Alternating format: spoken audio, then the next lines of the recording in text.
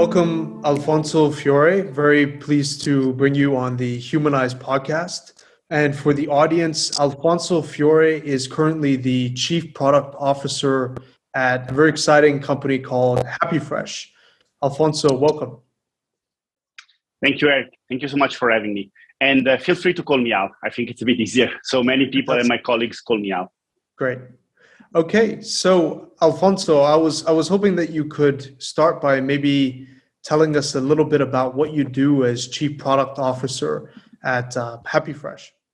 Yeah, so actually, it's a lot of work. I would say the way I categorize my work, it's main category, right? I would say a big one, probably the biggest thing that I do is currently between like creating strategies and making sure that the team uses the right framework. So sitting in project, making sure that things move in the right direction. That would be number one. Then the second thing is unfortunately firefighting, right? That's something that is also big in my daily life, right? And then I would say interviewing is also something that is absolutely critical to my role, right? Because we are growing really a lot. And so I use a lot of my time in interviews. And then finally, the other item is kind of coaching my team, right? So one-on-ones, once you start having a large team, it's also taking a lot of my time. So normally I have a weekly one-on-one with my direct reports, but also I try to spend time also with the skip reports at least once a month, right? So those four categories, I would say, take probably 90% of my time.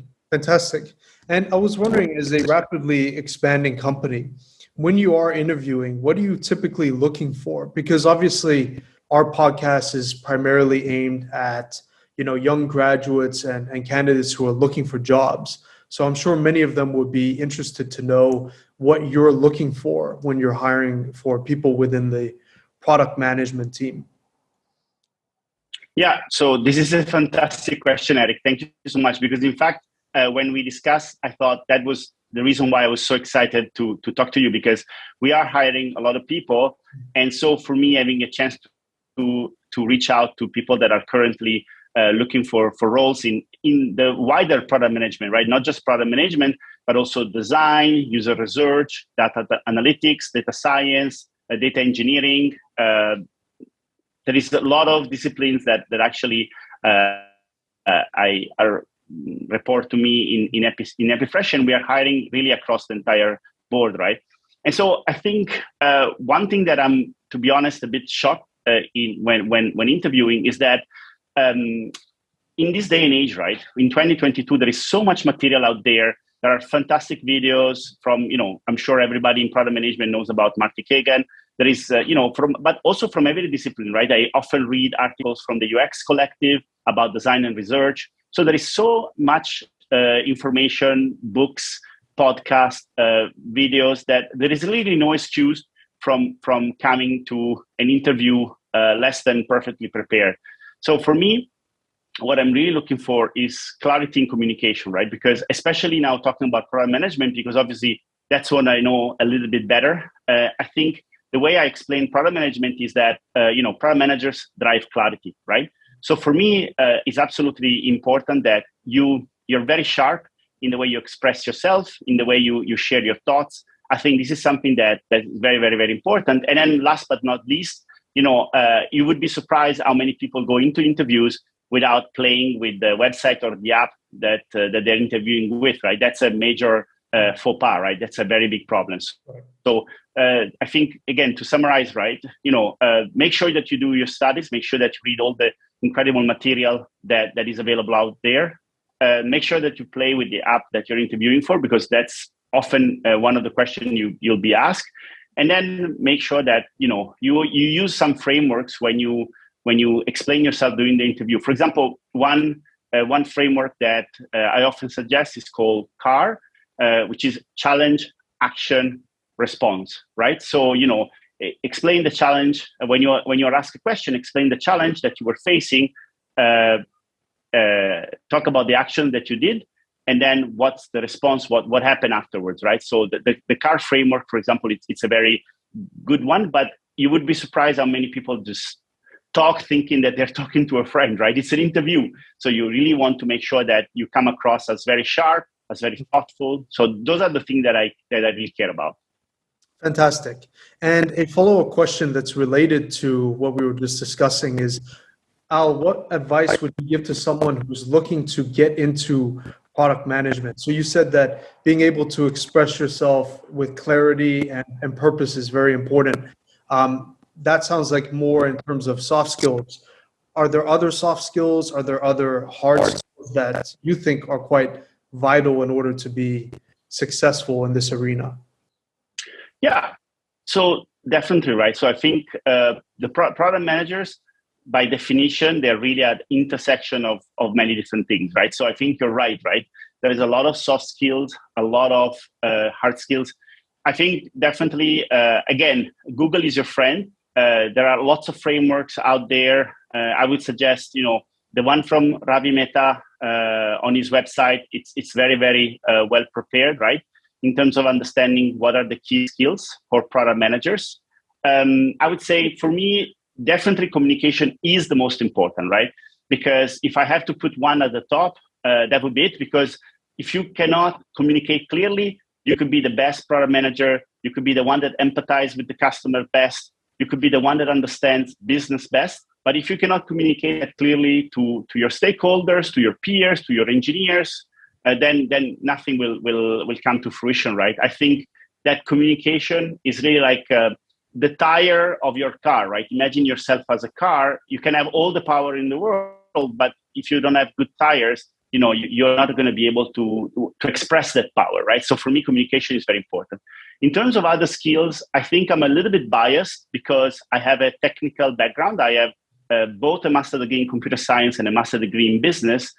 And so for me, having a little bit of understanding of technology, of what developers do, it's really, really important because it gets you that kind of extra step, right? But in reality, that's the beauty of product management.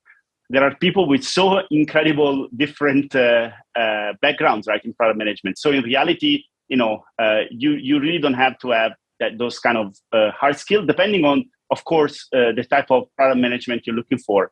Of course, if you're looking for something which is very, very specific, which has to do, for example, with a lot of data science, this type of profile, of course, a technical background is absolutely necessary. But there are other parts of product management that maybe don't require those hard skills as well.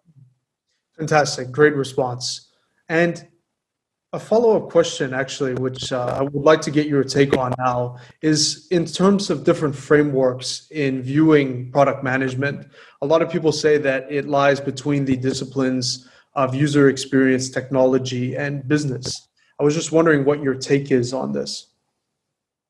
Yeah, so for me, the one thing I can tell you is what product management is not, right? So I think one of the framework or one of the idea that you often hear is that product managers are mini CEOs, and I really disagree, right? I really don't think that's actually true, because CEOs have authority on people that report to them. Opposite, actually, product managers are supposed to influence without authority, right? So it's actually quite the opposite.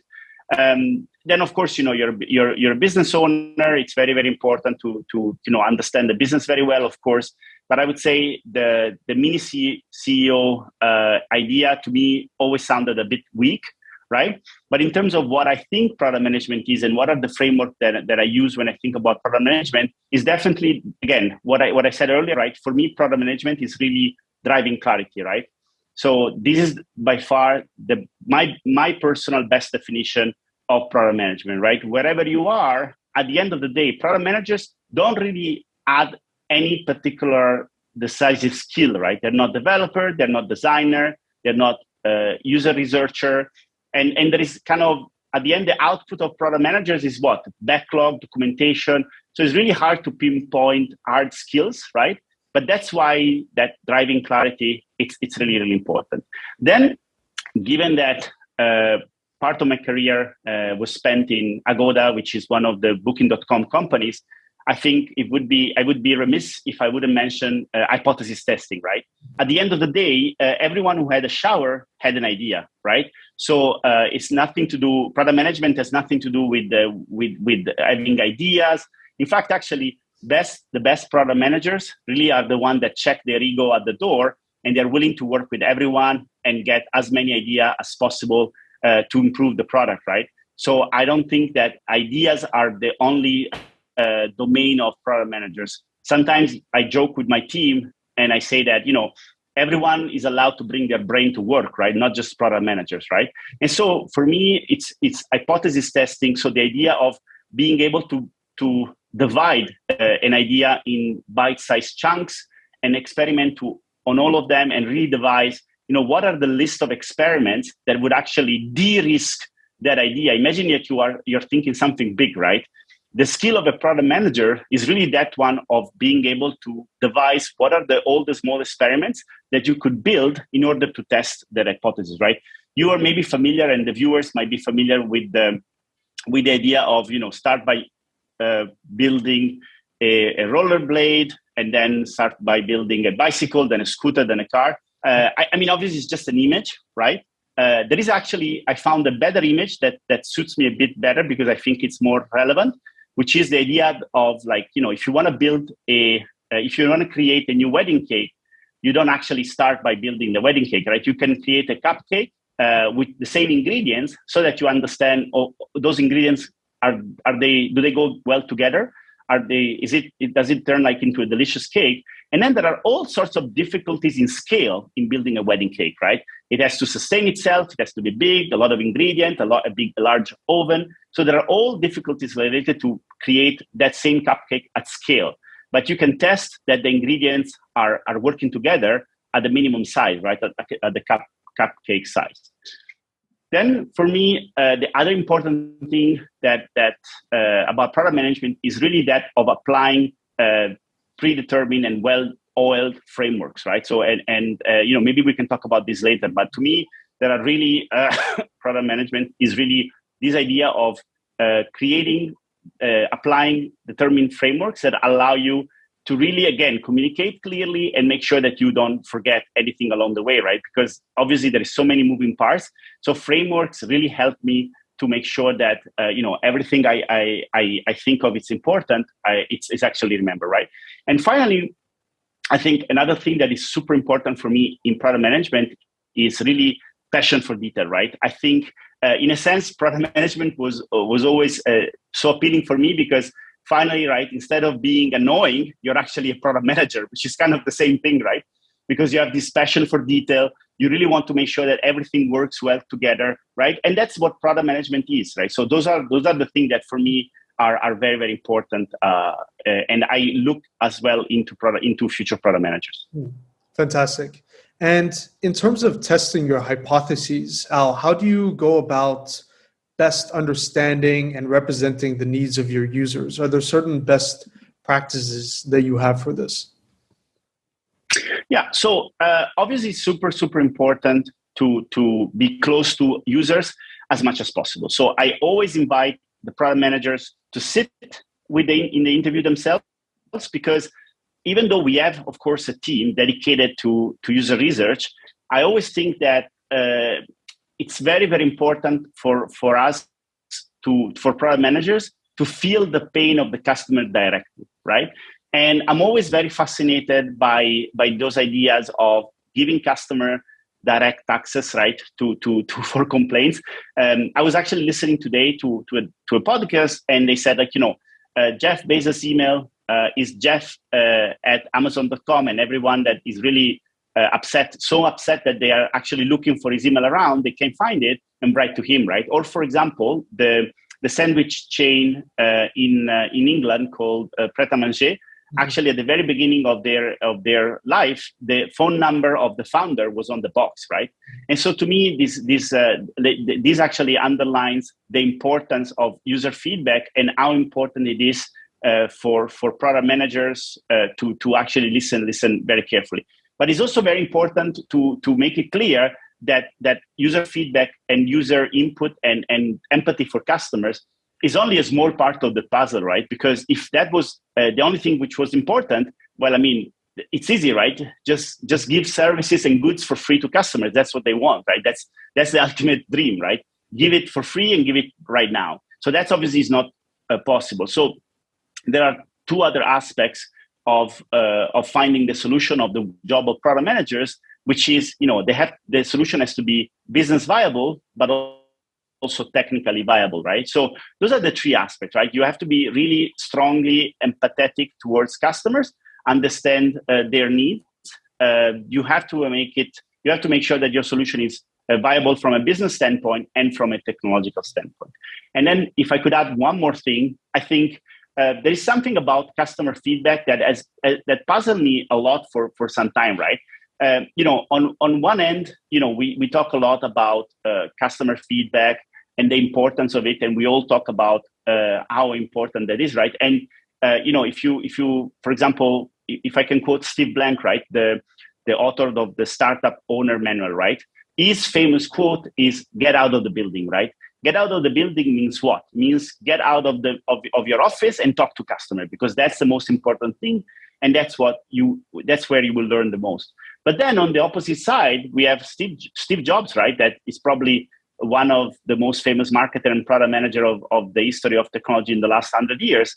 And he famously said that, you cannot actually ask customer what they want, right? They don't know. So I always had a little bit of a hard time how to reconcile those two things. And the way I reconcile them myself is that you need to ask customer, and you really have to understand customer needs, but not their solution. So that's where the product manager and the product team comes into the picture, right?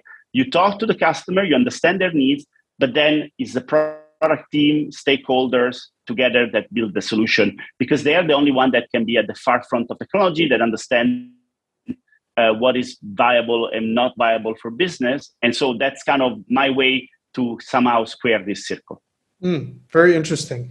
And I think that a very important component of product management involves shaping the vision around a product. And I was wondering how you have gone about that both in your current capacity at HappyFresh and perhaps at other companies that you've worked for.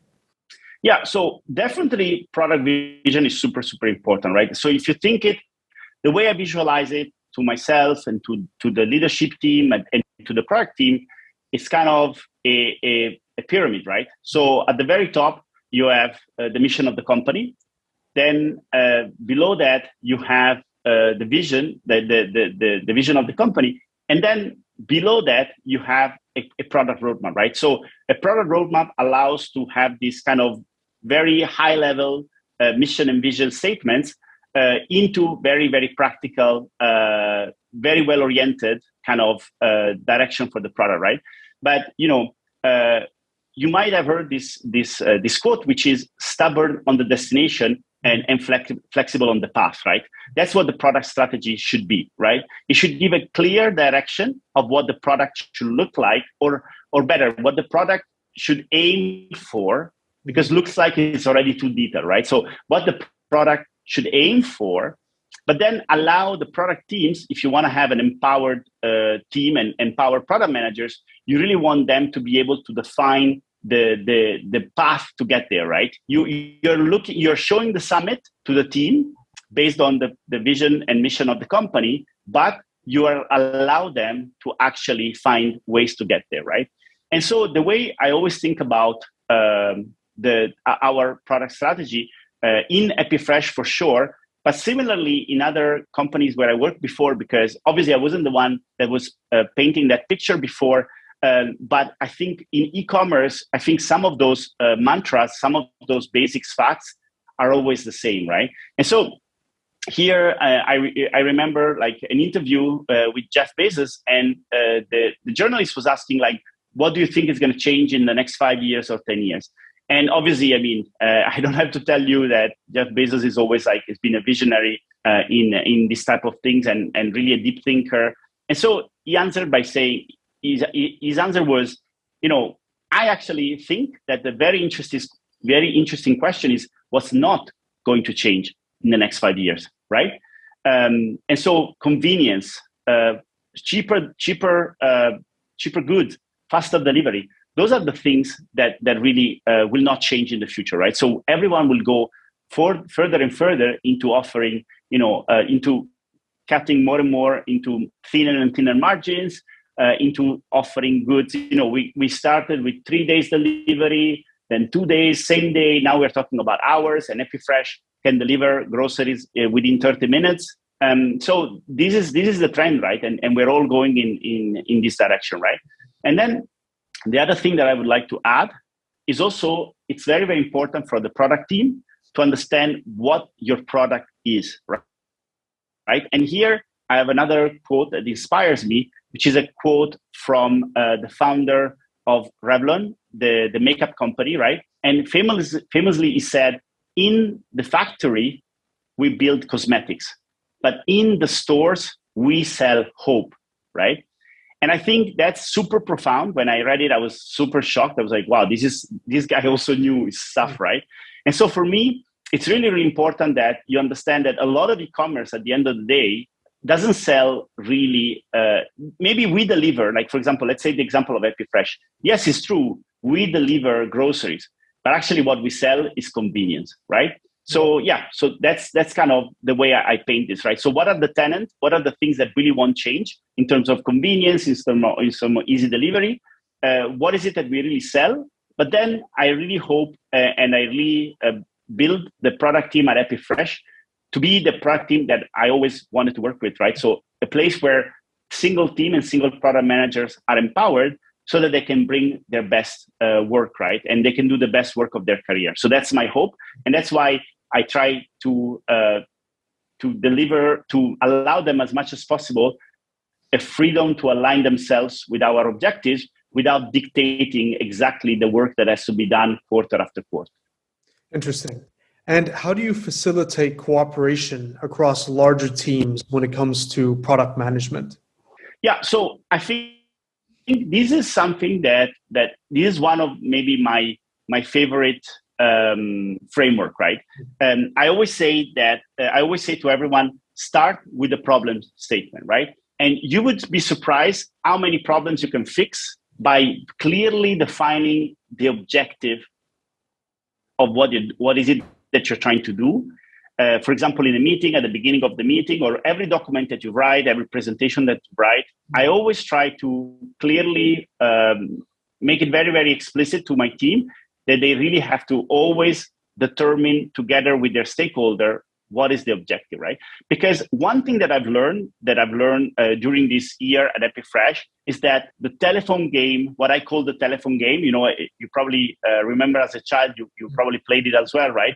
Where there is a line of kids and the first kid says elephant and the last kid hears banana, right? So that's the telephone game. And it's pretty impressive to me how often does that happen once a company reaches a certain stage, right? So for me, that's how, and if you see that it's kind of a connection with everything I said before, right? Because I said product managers drive clarity, right? So you see that there is a certain kind of connection among all those points, right? And so starting with the problem statement, to me, it's really fundamental because it really, really allows you to align, to make sure that everyone who's there is there for a reason, to make sure that people can say, like, actually, that's actually not exactly what I was trying to do, right? And I'll give you a different example, right? So because I really love coaching, right? So in the evening, I actually have a couple of groups of very, very small groups of product managers that I coach, right?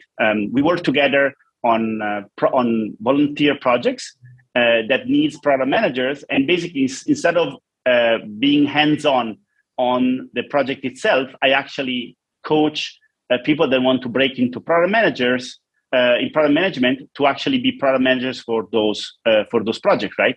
And the first thing that I ask them to do is always to write a PR for the product itself, right? And why that is? Because again, the communication, it's super important.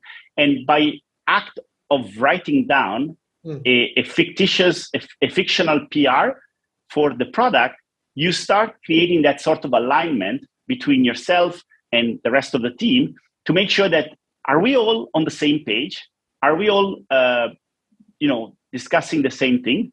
And so, yeah, so clear communication, start with the problem statement, writing things down. I think those are all the ingredients to really simplify and try as much as possible to make sure that the work with stakeholder is as best as it could be. Yeah, fantastic. And more generally speaking, that's very interesting, but more generally speaking, what models and frameworks do you use to successfully engage both internal as well as external stakeholders? Yeah, so actually this is probably this is really cool, right? Because I do believe that frameworks are really important, right? So I actually took some notes because I don't want to kind of forget any of the main ones, right? But definitely the most common one, the one that I use most often is start with the problem statement, right? The one that we already mentioned, right? Because I think that in itself, applied correctly, solves a lot of the communication problem, of the miscommunication problem that happen once the team starts to get a little bit bigger. That's the most common. But my favorite is definitely structure drives behavior, right? This is something that I've learned from venture capitalists that I had the luck to study with in Berkeley, California, when I was there for a small exchange period. So shout out to that team. I think it was a fantastic learning opportunity. And every single day, they actually reminded us, every single class, they actually reminded us that since structure drives behavior, that's how we did it, so that we can actually determine that particular behavior. So the idea is that you want to start with the idea of what behavior you want to elicit in your customers, and based on that, you determine what frame, what structure you can build in your product to actually get to that behavior. And I'll give you a practical example, right? Probably most product managers remember the story of how Facebook kind of determined that the aha moment, that moment where Facebook clicked for users. We're talking about 10 years plus ago, right? Was actually for users that managed to get 7 friends in a week or something like that. Now the numbers I don't remember, but it was a certain amount of friends in a certain amount of time, right? And so because they applied this idea of structure drives behavior, what they did, that's why if you remember back then, you had all those requests from Facebook of, can I look at your email to find other friends? Can I upload your phone book? Can I check your address book from any other application? Because they realized that by putting that structure in place, they would make it easier for customer to behave in the way they wanted, which is to reach out to those famous 7 friends, let's say. And more practical, right? I'm always amazed by how many examples of structure drives behaviors they are all around us, right? So I was actually at the airport, at one airport like a week ago, and what I noticed was that actually at some point, right, they had a steep step, right? So that, and they had kind of like pillars narrow enough that they wouldn't let trolleys get out of a certain gated area, right? That's another example of structure drives behavior, right? Because they physically put a structure to make sure that your behavior was you cannot bring the trolley after this point, right? So it becomes the role of product managers to then determine how they can apply this idea into the digital realm, right? And then another one that I really use a lot is something that that Booking.com published a few years back, right? Which is a very well thought structure for hypothesis testing, right? You probably know, and maybe some of your listeners also are aware that Booking.com is one of the pioneers of A/B testing in the digital space, and they run tens of thousands of tests across the year, right? So every single day you visit Booking.com, you are subjected to probably hundreds or maybe more experiments without your knowledge, right? And this is true for all the major tech companies, right? It's true famously for Netflix, and I'm sure a lot of others. For Amazon as well, actually, some of the most famous features at Amazon were tested with an experiment, right? So that famous people who bought this who also bought that, right? That famous feature that really helped Amazon in the early days was actually born out of an A/B test, because there were many people at the company that thought that was a bad idea, because they didn't want to bother people that were about to purchase, right? They thought that the mantra has always been, if somebody is about to purchase, don't touch them, right?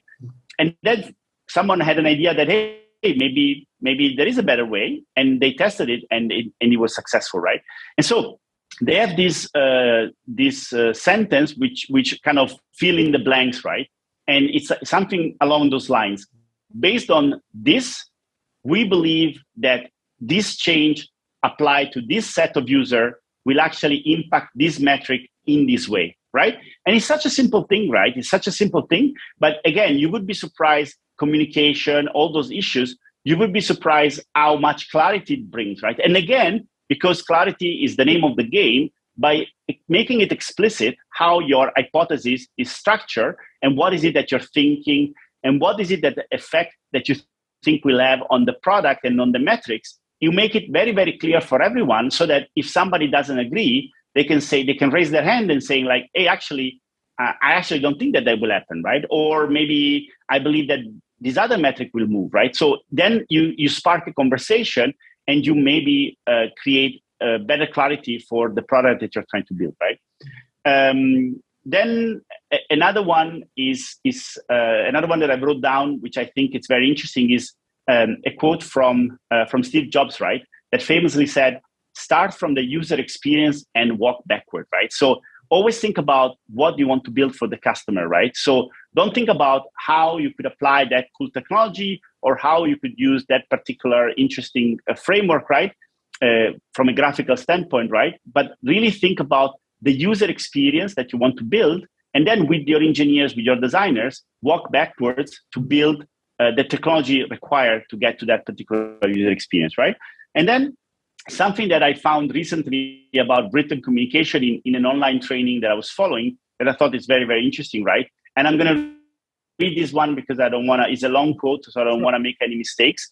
And he says, "Nothing so sharpens the thought process as writing down one's argument. Weaknesses overlooked in oral discussion become painfully obvious on the written page," right? And I think this is also really, really powerful and very interesting, because oftentimes, especially in our day and age, everybody's super busy. So maybe we think we don't have the time to write things down, and we just explain it and we think it's good enough. And it's not good enough, because sometimes there are gaps that only come together when you think about the details, right?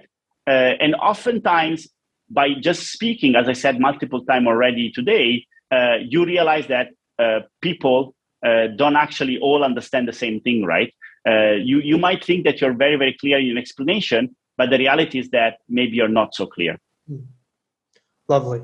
It's been an absolute pleasure talking to you about product management, Alfonso, and a lot of real nuggets there for the audience. And if anyone wants to get in touch with you, do you have a particular handle you'd like to share or anything? Yeah. So, Eric, thank you so much. It was really, really a pleasure to have a chance to talk to you. And definitely, I really hope that to reach some of the people that would like to break into product management. And definitely, you and everyone else can reach me on LinkedIn. That's actually my favorite channel for business communication. And you can look for Alfonso Fiore on LinkedIn. There are not that many, and definitely only one at HappyFresh. And definitely reach out if you're actually looking for a place where you can grow your skills as a product manager. Absolutely, come and meet us. We are really growing so far. It's been an incredible couple of years.